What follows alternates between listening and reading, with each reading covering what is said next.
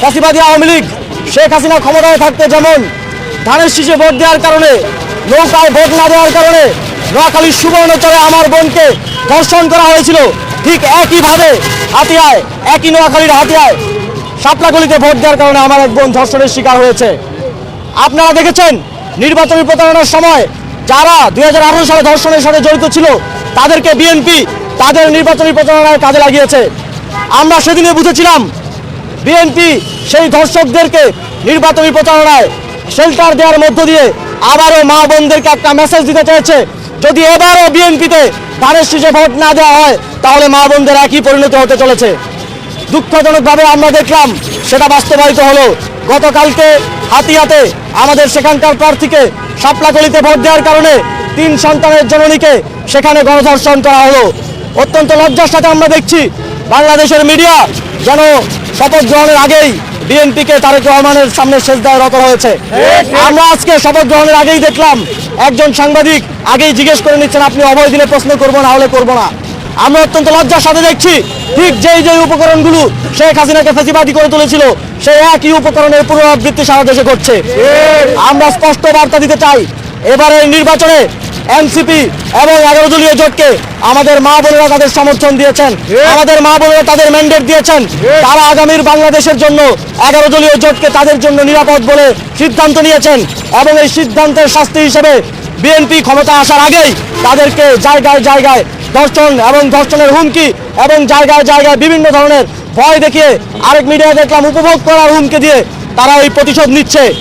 আমরা স্পষ্টভাবে বলতে চাই বাংলাদেশের যে 46% জনগণ আপনাদেরকে ভোট দেয়নি, বাংলাদেশের যে 46% মা বোন এবং তরুণরা আপনাদেরকে ভোট দেয়নি, আগামীর বাংলাদেশে তাদেরকে বাদ দিয়ে বাংলাদেশ বিনির্মাণ করা সম্ভব না। আপনারা যদি তাদেরকে বঞ্চিত রেখে তাদেরকে দমন পীড়নের মাধ্যমে তাদের বাড়িঘরে হামলা করে, আগুন দিয়ে তাদের দোকানপাটে হামলা করে, তাদেরকে চাকরিচ্যুত করে বাংলাদেশে আবারও মাফিয়াতন্ত্র, আবারও ফ্যাসিবাদতন্ত্র কায়েম করতে চান, তাহলে আপনাদের সামনে শেখ হাসিনার উদাহরণ জল করে জ্বলছে। আমরা মনে করি আমরা আপনাদেরকে আহ্বান জানাতে চাই, আমরা একটি সুন্দর বাংলাদেশ চাই। আপনারা দেখেছেন নির্বাচনের আগে থেকে এক ধরনের একদিকে প্রশাসন সহ সবাই হেরে গিয়ে লেভেল প্লেইং ফিল্ডকে নষ্ট করা হয়েছে। তারপরে আমরা বলেছি আমরা গণতন্ত্র চাই, আমরা নির্বাচনের জন্য সহযোগিতা করব। নির্বাচনের আগের দিন বিভিন্ন জায়গায় কেন্দ্র দখল করা হয়েছে, তারপরে আমরা ধৈর্য ধরেছি। নির্বাচনের দিন দিনের বেলায় মোটামুটি সুস্থভাবে নির্বাচন হলো, রাতের বেলা আপনারা ভোটের সংখ্যা নিয়ে যে ইঞ্জিনিয়ারিং করেছেন এবং ঢাকা 8 আসন যেখানে আমরা দাঁড়িয়ে আছি সেখানে আমাদের নাসিরউদ্দিন পাটোয়ারি সহ সারা দেশে আমাদের বিভিন্ন জায়গায় অন্তত 50 জন প্রার্থীকে আপনারা হারিয়েছেন।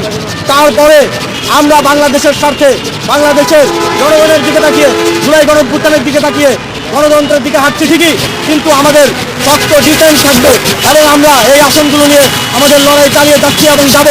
তবে আমাদের আপনাদের প্রতি আহ্বান থাকবে, সারা দেশে যেই নৈরাজ্য এবং জুলুমতন্ত্র আপনারা নির্বাচিত হওয়ার সাথে সাথে শুরু করেছেন, শপথ নেওয়ার আগেই শুরু করেছেন, সেটা অবিলম্বে বন্ধ করতে হবে। এবং যারা সারা দেশে আমার ভাইদের উপরে হামলা করেছে, বাড়িঘর লুটপাট করেছে, চুরি করেছে এবং আমার বোনদেরকে ধর্ষণ করছে, হুমকি দিচ্ছে, অনেকে বলছে শপথ নেওয়ার পরে নাকি দেখে নিবে, তাদেরকে আমরা সতর্ক করতে চাই আপনারা শেখ হাসিনার পরিণতি থেকে শিক্ষা গ্রহণ করুন।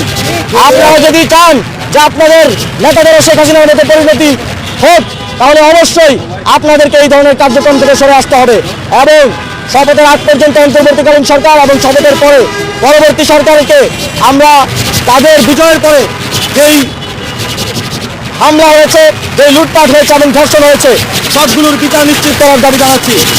আমরা শহীদ ওসমান হাদির যে বিচার প্রক্রিয়া চলমান আছে, এই চেষ্টা চলমান আছে, তা দ্রুত সময়ের মধ্যে বাস্তবায়ন করার দাবি জানাচ্ছি।